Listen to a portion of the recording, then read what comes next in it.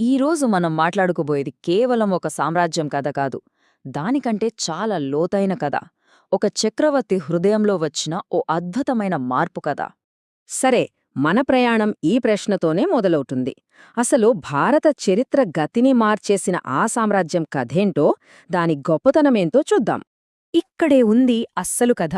ఒకే ఒక్క యుద్ధం, ఒక భయంకరమైన యుద్ధం, ఒక చక్రవర్తిని, ఆయన సామ్రాజ్యాన్ని పూర్తిగా ఎలా మార్చేసిందో తెలుసా? అదే ఇప్పుడు మనం చూడబోతున్నాం. సరే, ముందుగా ఈ మహా సామ్రాజ్యం ఎలా మొదలైందో చూద్దాం. దీని పునాదులు ఎలా పడ్డాయి, దీని వెనక ఉన్న ఆ ఇద్దరు కీలక వ్యక్తులు ఎవరు? అప్పుడు చంద్రగుప్తుడు కేవలం ఒక సామాన్య యువకుడు. కాని ఆయనకు ఒక గొప్ప మార్గదర్శి దొరికారు. ఆయనే చాణక్యుడు. ఆయన తెలివితో చంద్రగుప్తుడు అప్పటి శక్తివంతమైన నందవంశాన్ని ఓడించి ఈ అఖండ సామ్రాజ్యానికి పునాది వేశాడు. చూశారా?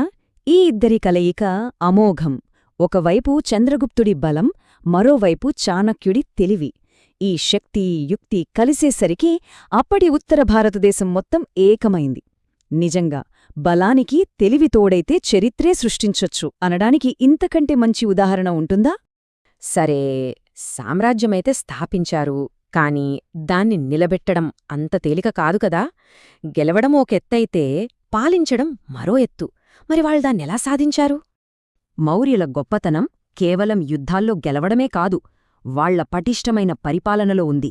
ఆలోచించండి, ఆ కాలంలోనే వాళ్లు ఎంత పకడ్బందీ అయిన వ్యవస్థను నిర్మించుకున్నారో. వాళ్ల పాలనకు 3 ముఖ్యమైన స్తంభాలు ఉండేవి. 1. కఠినమైన చట్టాలు. ఇవి సమాజంలో క్రమశిక్షణను కాపాడాయి. 2. పకడ్బందీ గూఢచారి వ్యవస్థ. ఇది లోపల బయట శత్రువుల నుంచి సామ్రాజ్యాన్ని రక్షించింది. ఇక 3ది వ్యవస్థీకృత పన్నుల విధానం. ఇది రాజ్య ఖజానాను ఎప్పుడూ నిండుగా ఉంచింది. అయితే ఈ పాలన అంతా ఏదో గాలివాటంగా జరగలేదు. దీని వెనుక ఒక బలమైన మార్గదర్శి ఉన్నారు. అదే చాణక్యుడి అర్థశాస్త్రం.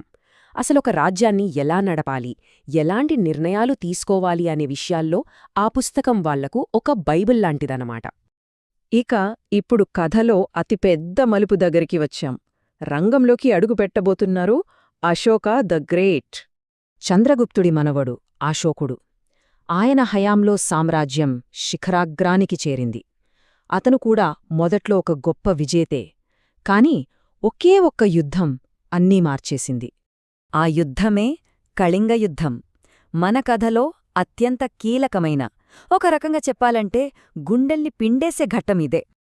ఒక్కసారి ఊహించండి, 1,00,000కు పైగా ప్రాణాలు ఆ యుద్ధభూమిలో నేలకొరిగాయి. ఈ ఒక్క సంఖ్య చాలు కదా ఆ యుద్ధం ఎంత భయంకరంగా ఉందో చెప్పడానికి. ఆ రక్తపాతాన్ని, ఆ చావు కేకల్ని ప్రత్యక్షంగా చూసిన అశోకుడు గుండె బద్దలైపోయింది. ఆ క్షణంలో ఆయనలో ఒక అద్భుతమైన మార్పు మొదలైంది. ఒక కొత్త ప్రయాణానికి అది నాంది పలికింది. సరే, ఇక కథ చివరి అంకానికి వచ్చేశాం. హింసను వదిలేసిన అశోకుడు విజేతగా కాకుండా ఒక సందేశకుడుగా ఎలా మారాడో ఇప్పుడు చూద్దాం. ఇక్కడ చూడండి, ఆయన ప్రయాణంలో 2 భాగాలు స్పష్టంగా కనిపిస్తాయి. కళింగకు ముందు ఖడ్గంతో జయించాలనుకున్నాడు. కాని కళింగ తర్వాత ధర్మంతో, అంటే మంచితనంతో గెలవాలని నిర్ణయించుకున్నాడు. ఎంత పెద్ద మార్పు కదా! అందుకే అశోకుడు యుద్ధాన్ని పూర్తిగా వదిలేసి బౌద్ధమతాన్ని స్వీకరించాడు. ఆయన జీవితంలో హింస స్థానంలోకి కరుణ, ప్రేమ అడుగుపెట్టాయి. ఆయన తన పాలనలో 3 సూత్రాలకు పెద్దపీట వేశాడు. అవే అహింస, దయ మరియు సత్యం. ఇవే ఆయన కొత్త రాజ్యానికి బలమైన పునాదులు అయ్యాయి. తన ఈ శాంతి సందేశాన్ని ప్రజలందరికీ చేర్చాలని దేశమంతటా ఎన్నో శిలాస్తంభాలు నిర్మించాడు. ఆలోచించండి, 1000 ఏళ్ల తర్వాత కూడా అవి ఆయన గొప్ప ఆశయాలకు సాక్ష్యాలుగా నిల్చున్నాయి.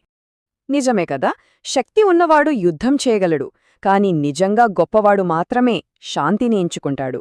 మౌర్యుల కథ, ముఖ్యంగా అశోకుడి జీవితం మనకు చెప్పే గొప్ప పాఠమిదే. అందుకే మనం మొదట చెప్పుకున్నట్టు ఇది కేవలం ఒక సామ్రాజ్యం కథ కాదు, ఇది ఒక మనిషి మనసులో, ఆత్మలో వచ్చిన ఒక గొప్ప మార్పు కథ. మరి ఈ కథ మనందరి ముందు ఒకే ఒక్క ప్రశ్నను మిగులుస్తుంది. అసలు నిజమైన గొప్పతనమంటే ఏంటి?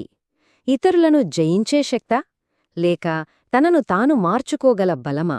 ఒక్కసారి ఆలోచించండి.